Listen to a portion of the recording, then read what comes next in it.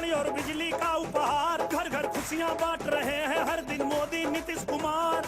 खेतों में हरियाली झूमे चारों पहाड़, रफ्तार पकड़ ली हले बिहार, रफ्तार पकड़ चुका है बिहार। भैया नई पीढ़ी का नया है बिहार, महिला का सम्मान झूमे सभी किसान बुजुर्ग। हमारे बीच देश के यशस्वी प्रधानमंत्री श्री नरेंद्र मोदी जी आ चुके हैं। अंग की पावन धरती पर उनका हार्दिक अभिनंदन है। मैं सबसे पहले उनको सम्मानित करने के लिए यहाँ के सम्मानित एनडीए प्रत्याशी सहित सम्मानित पार्षदों से सम्मानित प्रत्याशियों और सांसदों से अनुरोध करती हूँ कि वे आए और कमल पुष्प की माला से उनका स्वागत अंग की धरती पर करें। उनके ओर श्री राजेश जैन जी, नितेश जी, अनिल ठाकुर जी पुष्प की माला उन तक भेंट करने का प्रयास करें। हमारे बीच माननीय प्रधानमंत्री जी आ चुके हैं।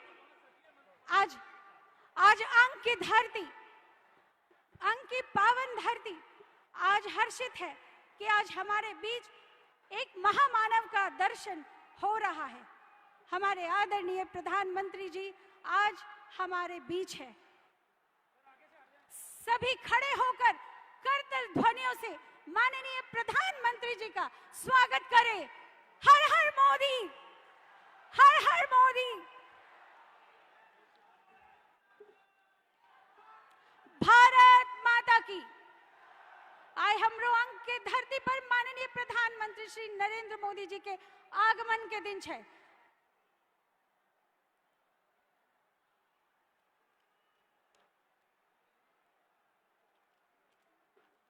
अब मैं स्वागत भाषण के लिए हमारे सम्मानित केंद्रीय मंत्री आदरणीय गिरिराज सिंह जी को मंच पर आवाज देना चाहूंगी कि वो आए और इस मंच से स्वागत भाषण देकर हम सबको अनुग्रहित करें। माननीय गिरिराज सिंह जी।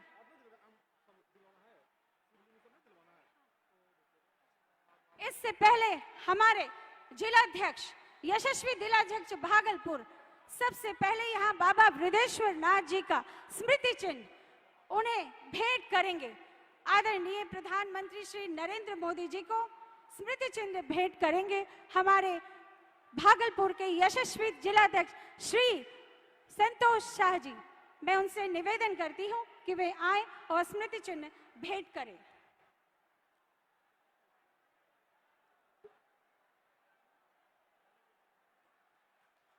माननीय नरेंद्र मोदी जी का स्वागत अंग वस्त्र देकर किया जा रहा है।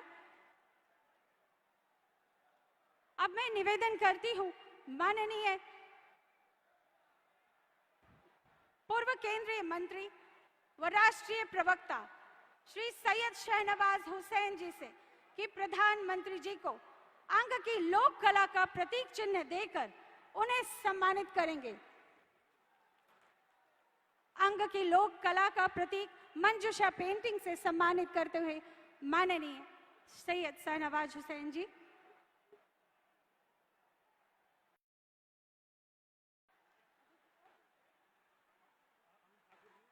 हमारे प्रदेश मंत्री जी श्री अनिल ठाकुर जी, उन्हें श्रद्धेय कर्पूरी ठाकुर जी का स्मृति चिन्ह भेंट करना चाहते हैं। उनसे आग्रह है कि उन्हें स्मृति चिन्ह। जयंत राज जी और मनीष कुमार जी, माननीय विधायक मुरारी पासवान जी, सबसे आग्रह है कि चले जाएं और माननीय प्रधानमंत्री जी को अपने कर्पूरी ठाकुर जी की, जो जिनहा से पहली शुरुआत अपने देश के प्रधानमंत्री ने अपनी सभा की है, ऐसे उनको अभी भेंट स्वरूप स्मृति चिन्हों से उनका स्वागत अभिनंदन किया गया है। अब हमारे बीच माननीय केंद्रीय मंत्री श्री गिरिराज सिंह जी हैं। उनसे आग्रह करूंगी कि हमें अपने स्वागत भाषण से अनुग्रहित करें। माननीय गिरिराज सिंह जी।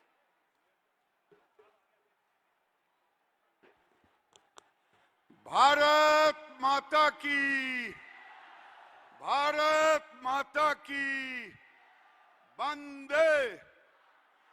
वंदे।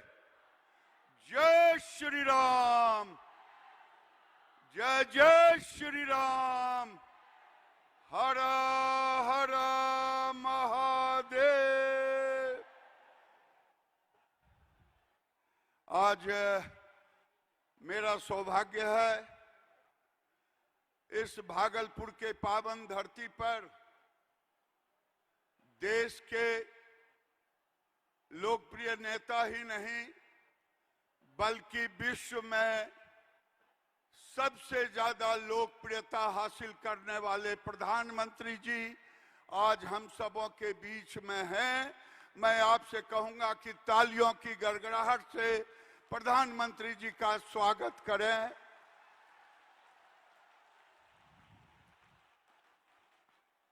आदरणीय प्रधानमंत्री जी, मंच पर आसीन सभी नेतागण, मैं इतना ही कह के अपनी वाणी को विराम दूंगा। आज प्रथम चरण का जो वोटिंग हो रहा है वो जीविका दीदी का परसेंटेज वोटिंग महिलाओं का ज्यादा हो रहा है। ये आप तालियों की गड़गड़ाहट से। और प्रधानमंत्री जी, आपके आने से जब मेरे क्षेत्र में और कहीं भी महिलाएं कहती हैं मोदी भैया जुग जुग जिए, हमको ये चीज दिए, तो मैं समझता हूं आपके प्रति जो विश्वास है केवल भागलपुर ही नहीं बल्कि बिहार के तमाम लोगों का, जो इस बार दो चरण, एक चरण का चुनाव हो रहा है, दूसरे चरण 11-14 को उन सबों का थोबड़ा साफ हो जाएगा जो समाज को विघटित करना चाहते हैं। मैं इन्हीं शब्दों के साथ अपनी वाणी को विराम देता हूं। फिर कहता हूं तालियों की गड़गड़ाहट से माननीय प्रधानमंत्री जी का स्वागत करें। बहुत बहुत धन्यवाद। धन्यवाद। मैं भागलपुर की बेटी श्वेता सुमन, जिला मंत्री भागलपुर, एक बार पूरे मनोभाव से विश्व के सबसे लोकप्रिय नेता, युग पुरुष, देश के गौरव, सत्य सनातन के संरक्षक माननीय प्रधानमंत्री जी से निवेदन करती हूं कि वे मंच पर आएं और हमें अपने संबोधन से अनुग्रहित करें।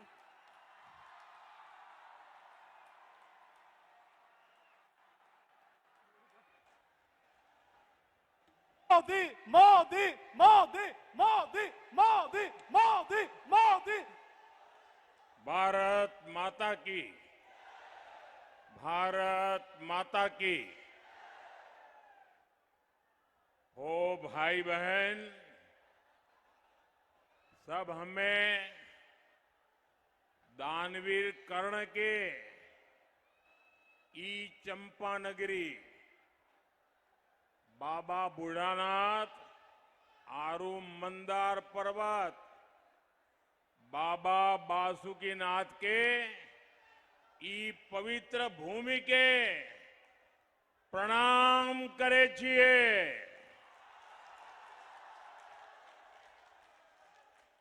अपने सबके आशीर्वाद चाहिए।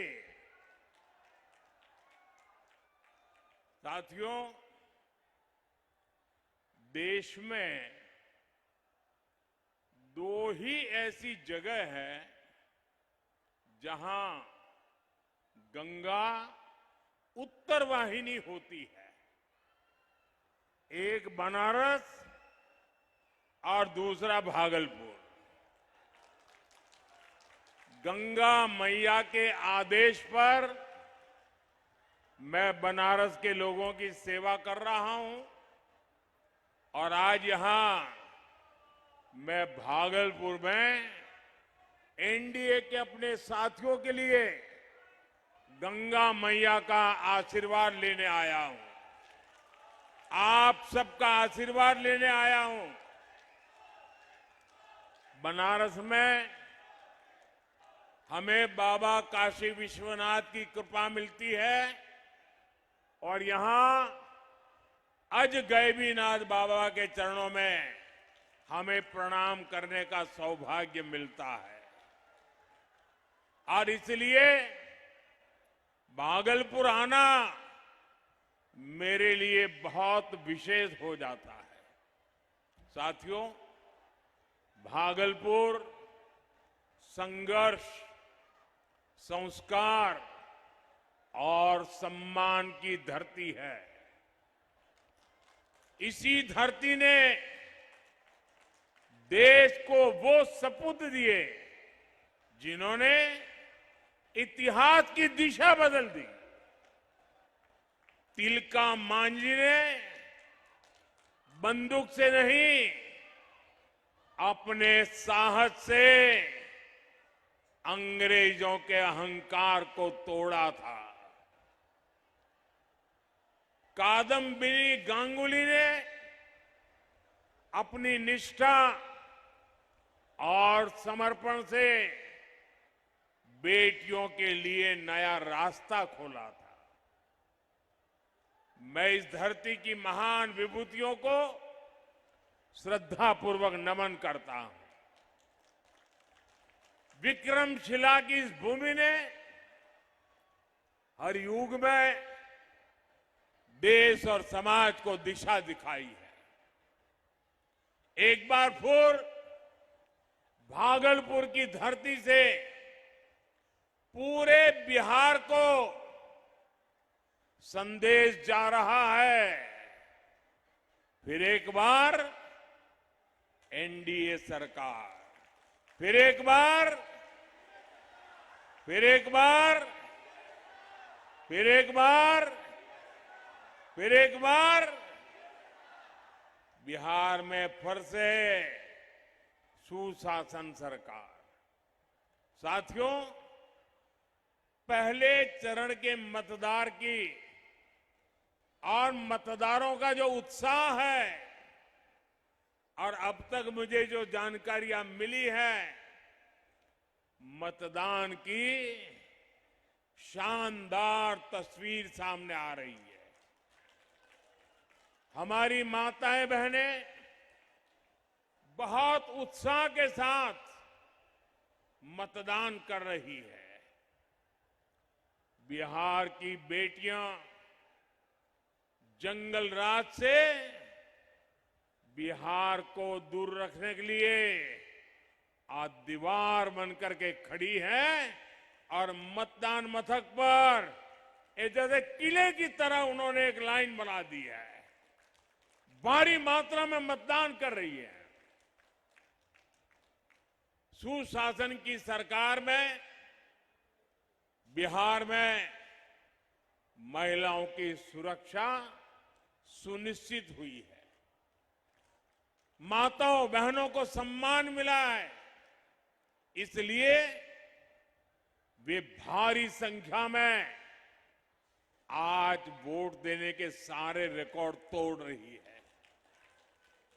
बिहार में कांग्रेस आरजेडी के अनेक दशकों तक उन लोगों ने सरकारें चलाई, लेकिन उनको कभी जीविका दीदी बनाने की याद नहीं आई। उनको लखपति दीदी बनाने के बारे में कभी सोचा ही नहीं। उन्हें पशुपालक बहनों के खाते में सीधा पैसा डालने का ख्याल ही नहीं आया। उनको कभी ये याद नहीं आया कि बहनों का बैंक खाता खुलवाना है। उन्होंने ये भी नहीं सोचा कि आवास योजनाओं के घर बहनों के नाम पर कराना है। साथियों, ये काम एनडीए की डबल इंजन सरकार कर रही है। मोदी ने बहनों के जनधन खाते खुलवाए। आज नीतीश जी की सरकार सीधे 10-10 हजार रुपये नए रोजगार शुरू करने के लिए बहनों के खाते में जमा कर रहे हैं। अभी तक 1,40,00,000 बहनों के खाते में ये पैसा पहुंच चुका है। आप कल्पना कीजिए, अगर बिहार का सबसे भ्रष्ट परिवार और देश का सबसे भ्रष्ट परिवार जो जमानत पर बाहर है, ये दोनों अगर सत्ता में होते तो ये पैसे बहनों के खाते में नहीं, एक कांग्रेस आरजेडी के नेताओं की तिजोरी में पहुंच जाते।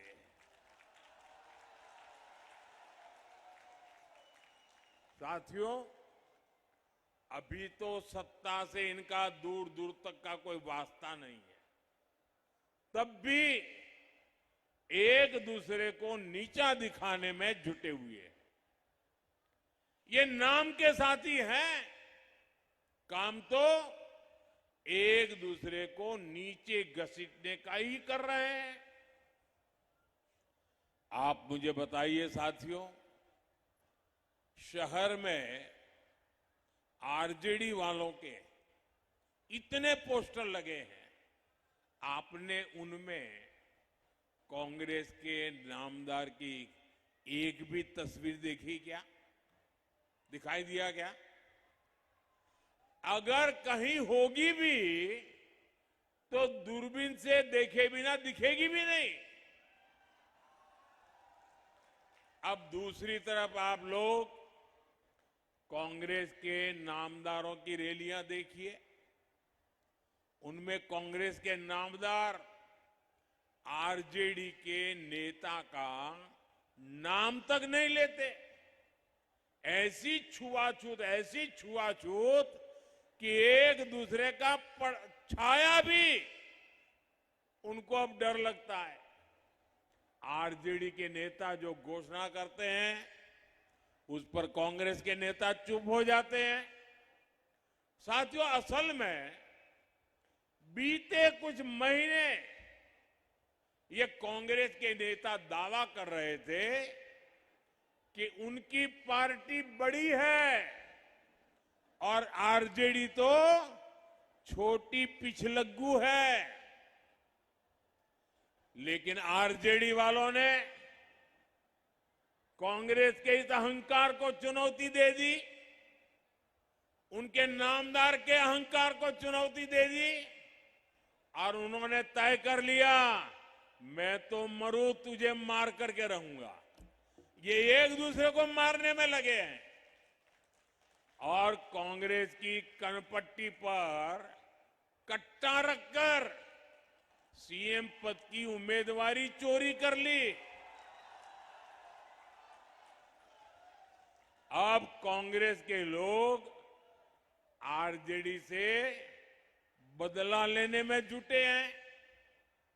ये जो कांग्रेस के नामदार है वो काफी समय से गायब है।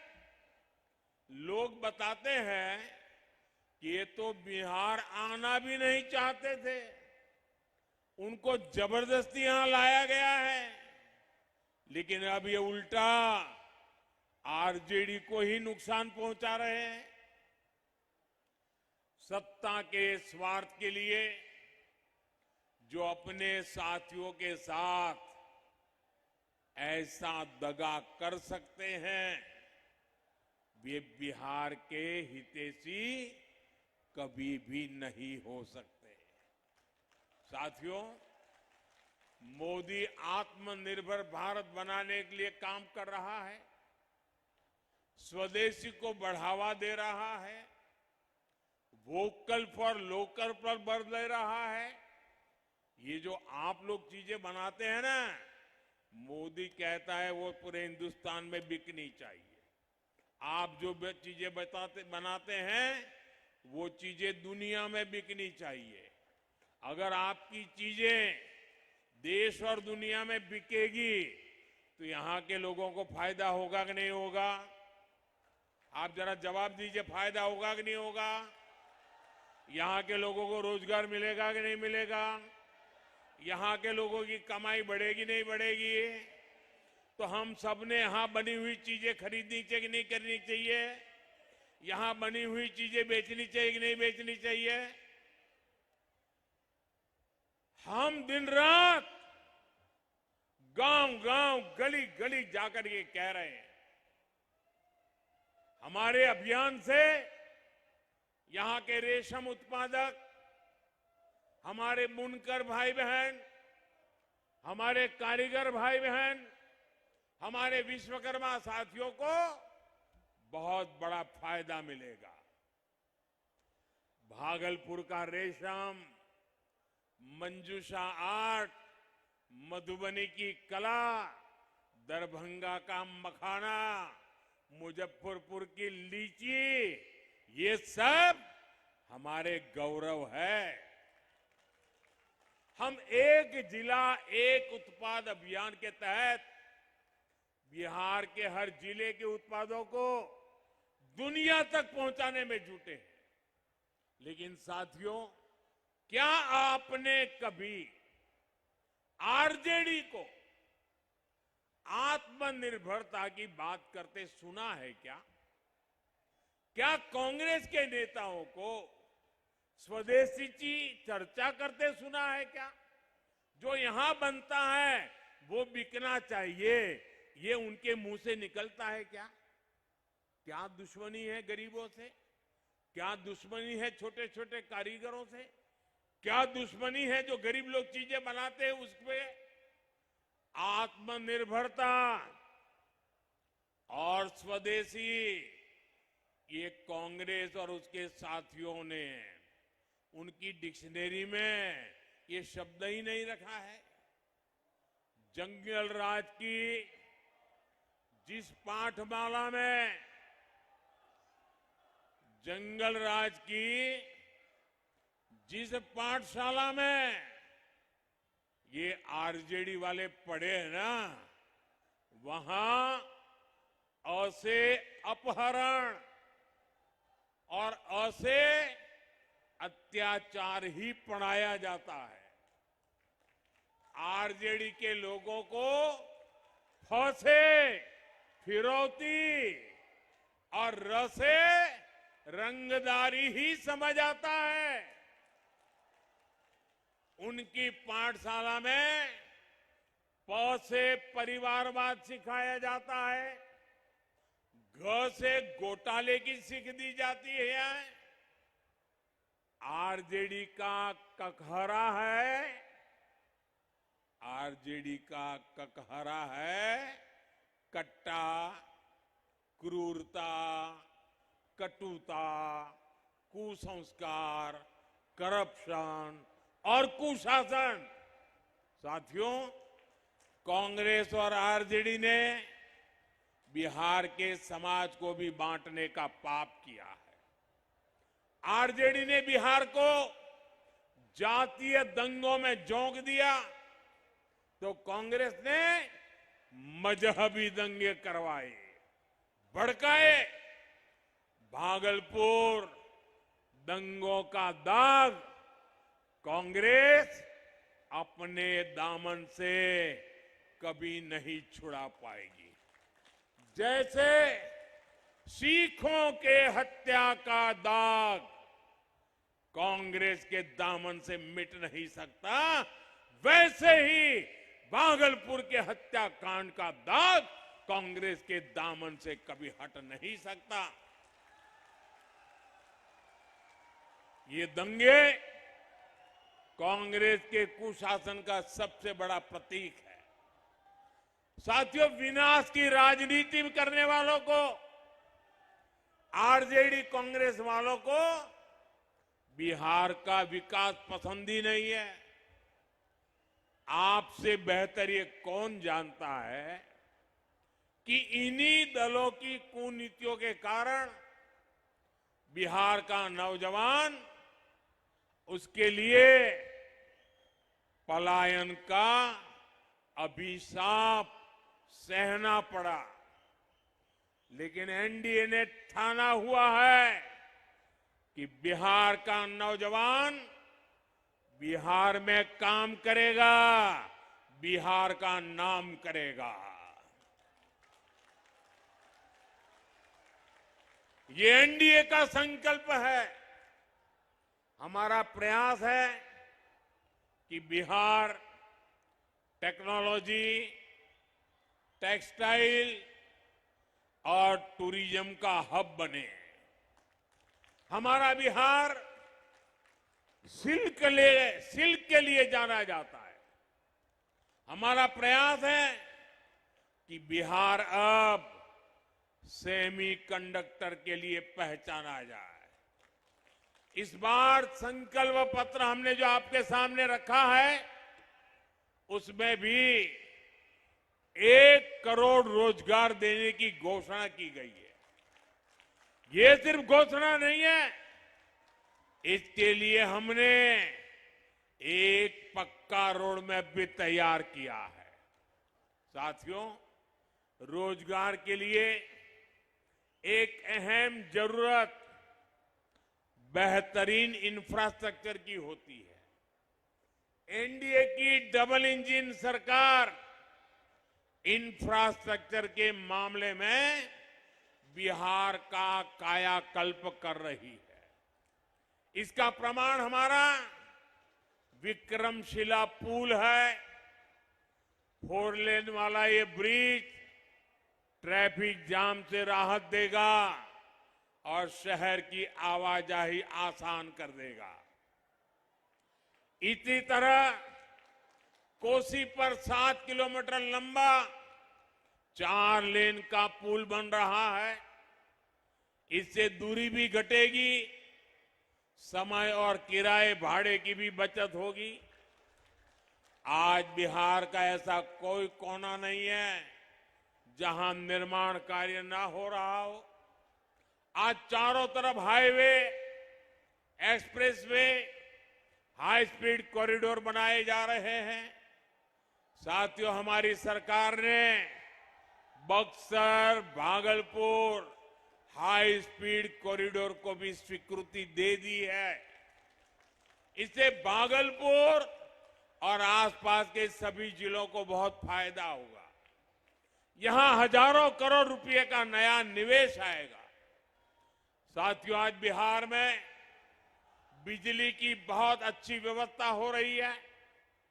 बिहार के सामान्य परिवारों का बिजली बिल कम हुआ है, क्योंकि आज बिहार राज्य में ही काफी बिजली पैदा कर रहा है। एनडीए की डबल इंजन सरकार बिहार में बिजली के अनेक नए कारखाने भी लगा रही है। यहां पीरपैंती में एक बड़ा बिजली कारखाना बन रहा है। बक्सर और नवीनगर में भी बड़े बड़े कारखाने लग रहे हैं।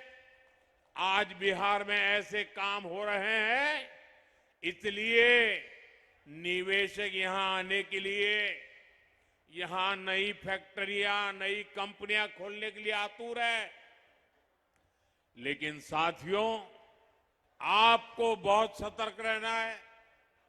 अगर निवेशकों को किसी भी तरह की अस्थिरता की आशंका हो गई, आरजेडी, कांग्रेस और लाल झंडा गैंग, इनका ये जंगल राज की अगर आहट भी मिली तो निवेशक उल्टे पांव वापस भाग जाएगा। बिहार के नौजवानों के लिए बन रहे अवसरों पर ब्रेक लग जाएगा। आपको 11 नवंबर को वोटिंग वाले दिन इन सारी बातों को ध्यान में रखते हुए और एनडीए के पक्ष में भारी मतदान करना है। साथियों, बिहार के नौजवानों के लिए अवसरों से भरा एक और सेक्टर है जिस पर हमारा बहुत अधिक फोकस है। ये सेक्टर है पर्यटन का, तीर्थ यात्राओं का, हेरिटेज टूरिज्म का है। यहां तो गंगा जी का किनारा भी है, यहां विक्रमशिला का गौरव भी है। अंग प्रदेश की इस धरती को इतिहास, आस्था और संस्कृति के लिए जाना जाता है। यहां की हर पहाड़ी हर पहाड़ी, हर घाट, हर मंदिर अपनी एक कहानी कहता है। साथियों, एनडीए सरकार ने बांका के मंदार पर्वत पर रोपवे सेवा शुरू कर दी है। अब उज्जैन और काशी की तरह ही आज गैबीनाथ कॉरिडोर भी बनाया जा रहा है। मां गंगा की अमृत धारा विकसित बिहार की धारा बन रही है। यहां जो डॉल्फिन मछली है वो बहुत बड़ा आकर्षण है। साथियों, गंगा जी से हमारे नाविकों को, हमारे युवाओं को अधिक से अधिक कमाई के अवसर मिले, ये टूरिज्म और ट्रांसपोर्ट बढ़ने से ही संभव होगा। गंगा जी पर जो नदी जलमार्ग बना है, इससे भागलपुर को बहुत फायदा होगा। साथियों, एक तरफ एनडीए सरकार बिहार की धरोहर को दुनिया तक पहुंचाने में जुटी है, वहीं दूसरी तरफ कांग्रेस वाले, आरजेडी वाले हमारी आस्था का अपमान कर रहे हैं। आपने कांग्रेस के शाही परिवार के नामदार की बातें सुनी होगी। उन्होंने छठ महापर्व को ड्रामा बताया, नौटंकी बताया। अरे हमारी माताएं बहनें छठ महापर्व को तपस्या करती हैं, पानी तक नहीं लेती हैं। आप मुझे बताइए साथियों, छठ महापर्व का अपमान बिहार का अपमान है कि नहीं है? ये बिहार का अपमान है कि नहीं है? माताओं बहनों की तपस्या का अपमान है कि नहीं है? ये सूर्यपुत्र अंगराज कर्ण की भूमि है। आपको अपनी शक्ति का परिचय करना है, बिहार के उज्जवल भविष्य का फैसला करना है। आपके बच्चों के भविष्य के लिए एनडीए की मजबूत सरकार बनाने के लिए आपके एक वोट की बहुत बड़ी ताकत है, और उस वोट की ताकत से एनडीए की मजबूत सरकार तो बनानी है, लेकिन छठ महापर्व का अपमान करने वालों को कड़ी से कड़ी सजा भी करनी है। साथियों, जो लोग तुष्टीकरण के लिए हमारी आस्था का अपमान करते हैं, वो पर्यटन और तीर्थ यात्रा पर बल नहीं दे सकते। ये आरजेडी और कांग्रेस वाले तुष्टीकरण के लिए घुसपैठियों को बचाने में लगे हैं। एक समय था इन्होंने राजनीतिक लाभ के लिए माओवादी आतंक को बढ़ा दिया, अपहरण फिरौती वालों के सिर पर हाथ रखा। उसका परिणाम बिहार की कई पीढ़ियों ने भुगता है। अब ये घुसपैठियों को बचाने में जुटे हैं। ये घुसपैठिए देश की सुरक्षा के लिए बहुत बड़ा खतरा है। आपको अपने एक वोट से आरजेडी कांग्रेस वालों की हर साजिश का परमानेंट इलाज करना है। साथियों, आपको एनडीए के साथियों को विजयी बनाना है। जब बिहार की हर सीट पर एनडीए का उम्मीदवार जीतेगा तो हर बूथ पर हर कार्यकर्ता का सम्मान बढ़ेगा। आपका वोट मोदी को मिलेगा, आपका वोट नीतीश जी को मिलेगा। आपको मेरा एक और काम करना है।